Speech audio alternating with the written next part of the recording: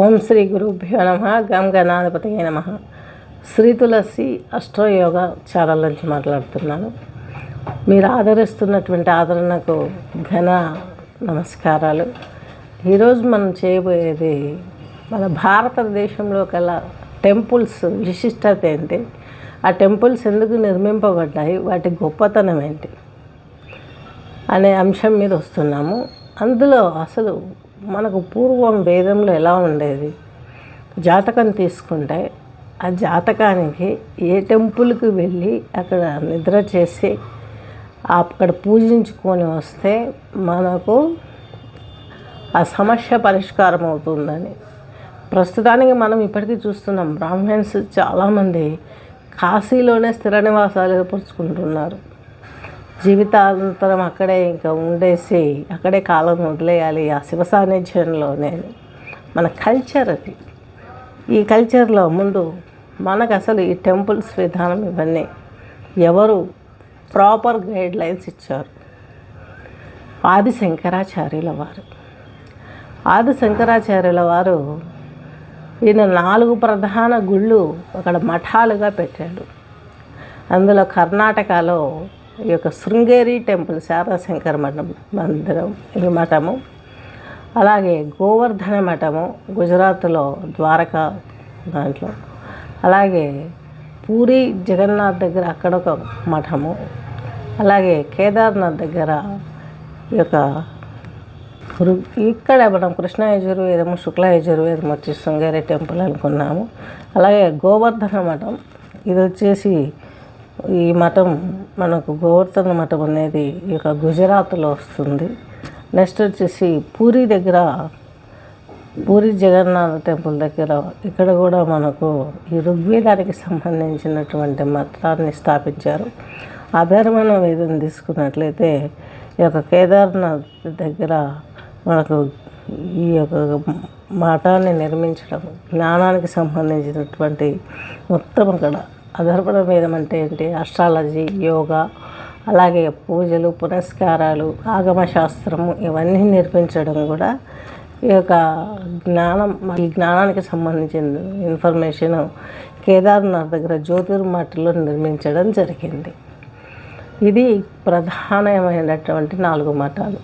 Sringeri temple తీసుకున్నట్లయితే ఇక్కడ ఆదిశంకరాచార్యుల వారు అక్కడ పర్యటిస్తున్నప్పుడు నిజంగా చెప్పాలంటే ఆయన నడిచి అంత దూరం ఎక్కారా అంటే ఆయనకున్న అతీత శక్తులతోనే ఎక్కారని చెప్పవచ్చు. నేను చూశాను శృంగేరి టెంపుల్.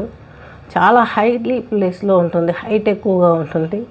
అలాగే ఈ యొక్క కరువులు ఎక్కువ ఉంటాయి. రోడ్ మార్గం కూడా భయం వేస్తుంది వెళ్ళాలంటే.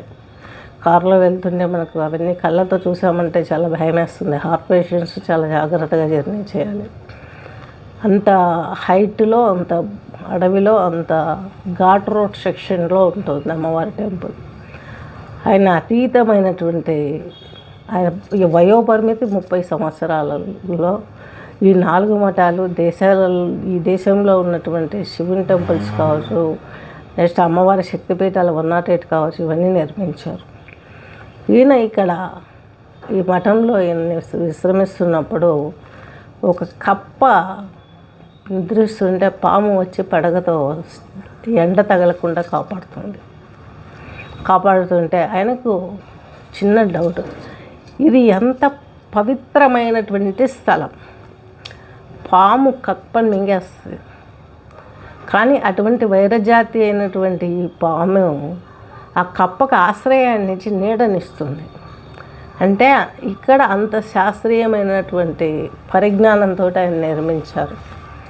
ఇక్కడ ఉన్న మనుషులు కూడా ఒక్కొక్కరు మనకు విద్యా లోపాలు ఏవైనా ఉన్నా, లేదా ఏదైనా స్టడీసే కాకుండా కొంత ఉద్యోగంలో ఏదైనా లోపాలు ఉన్నా, స్టడీని బట్టే కదా జాబ్ వచ్చేది.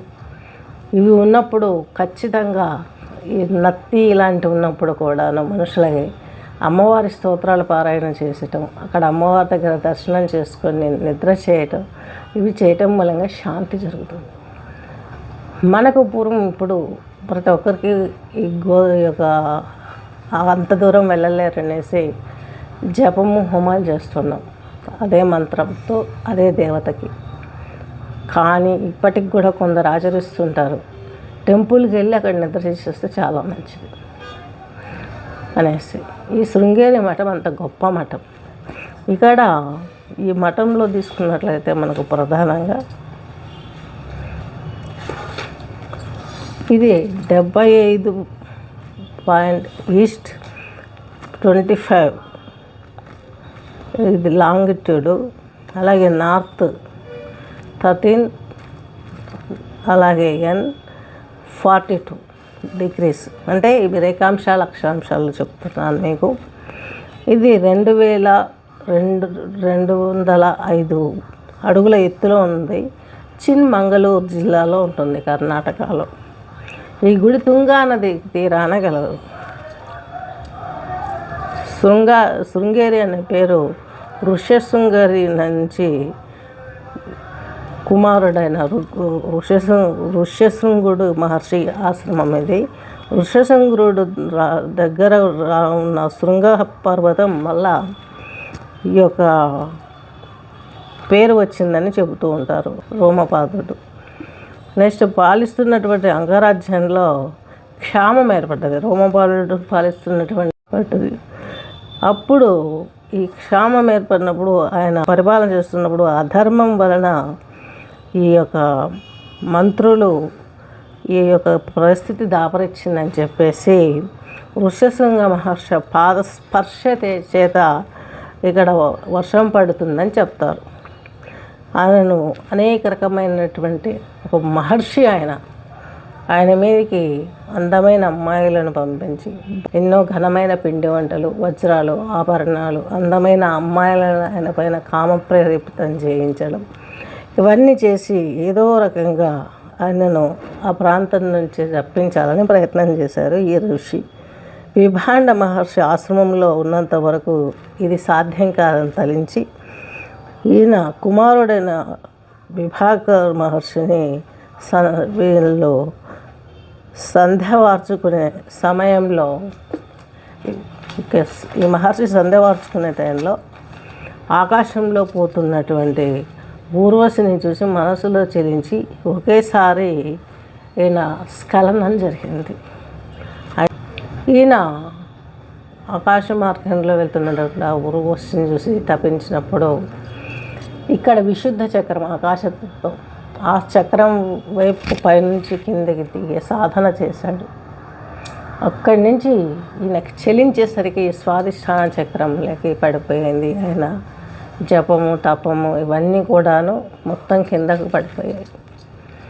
సో ఆయన సాధించిన శక్తి, యోగశక్తి, జ్ఞానశక్తి, భక్తి ఇవన్నీ ఇలా పడిపోయాయి.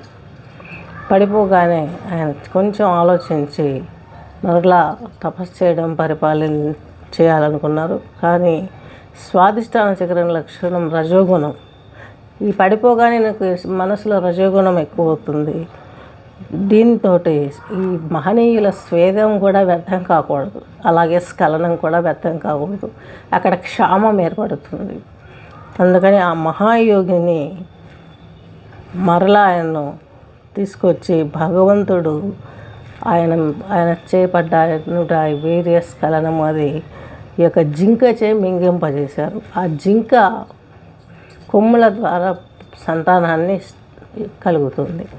అందుకే ఇక్కడ ఋష్యశృంగుడు అనే కొమ్ములతో ఉండే శిశుజనాన్ని చూశారు. విభాండ మహర్షి తన కుమారునికి విషయం గ్రహించి ఈయన కూడా తన తెలిసి బాహ్య ప్రపంచానికి దూరంగా యోగం అని నేర్పించడం, ఆయనను అది వారిచే ఆయనను పూజించి వారు తీసుకువచ్చి కౌగిలించుకొని ఆయనలో కామవాంఛ రేపి ఈ యొక్క రాజు చేసినటువంటి క్రమంతో ఇక్కడ అడుగుపెట్టేట్టుగా క్షామతో పోయి వర్షం కురుస్తుంది. అంటే ఈయన తపస్సు చేసేటప్పుడు ఈయనకు స్ఖలనం పడిపోవడంతో ఆకాశం తత్వం నుండి ఊర్వశి వాళ్ళు టెంప్ట్ చేసినప్పుడు ఈయనకు ఈ యొక్క స్వాధిష్టాన చక్రంలో ఉన్నటువంటి వీర్యం స్ఖలనం అవుతుంది, రజోగుణానికి లోనయ్యాడు. ఈ యొక్క మహర్షి లేనప్పుడు, వాళ్ళ నాన్నగారు లేని సమయంలో ఈ మహర్షిని తీసుకొని వచ్చి ఆయన అడుగు పెట్టగానే అక్కడ వర్షం పడుతుంది, క్షామ దేవత మొత్తం పోతుందన్నమాట. మరలా పంట పండుతుంది, అక్కడ ఆహారం సదుపాయాలు వసతులు అన్నీ ఏర్పడతాయి.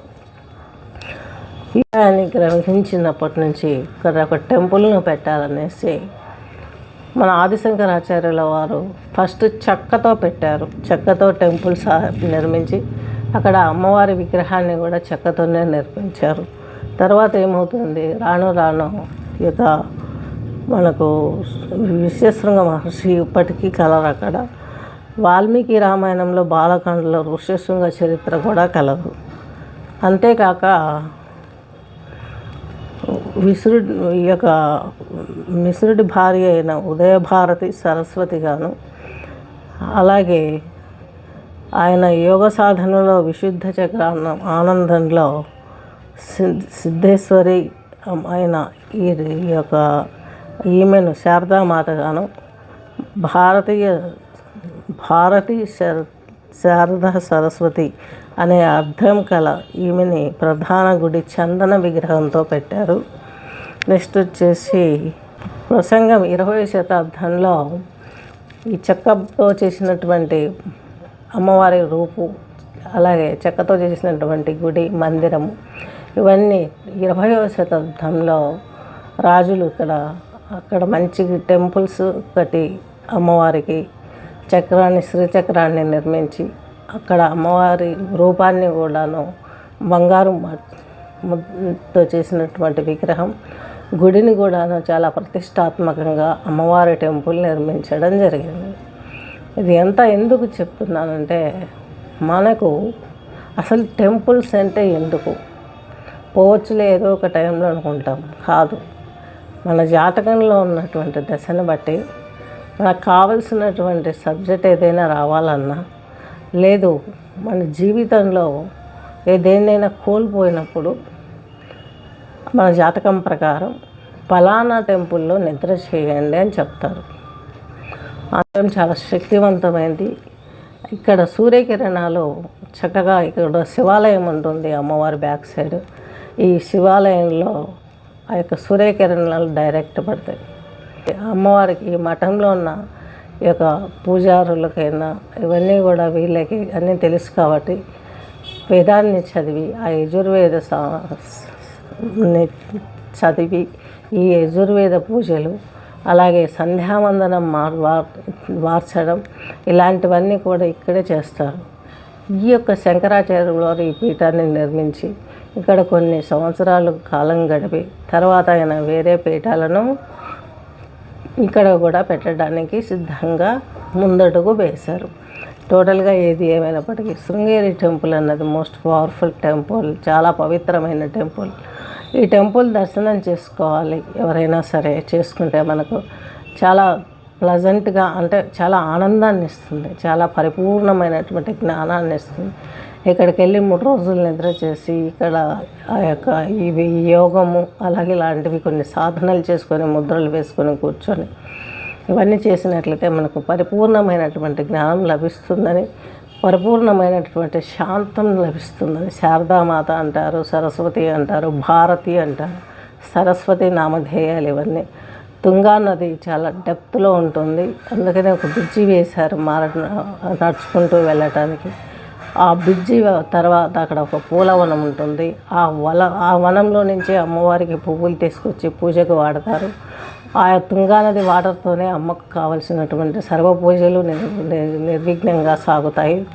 అలాగే లోతు ఎక్కువ ఉంటుంది కాబట్టి కంచె నిర్మించారు. ప్రజలెవ్వరూ స్నానాదులకు తొందరపడిపోయి అక్కడ ప్రాణాలు పోగొట్టుకోవద్దనేసి ఈ తుంగానదిలో నది కూడా నడుస్తూ ఉంటుందని చాలామంది ఒప్పుకున్నారు. ఇది యొక్క సరస్వతి దేవి టెంపుల్, శారదా అమ్మవారిది.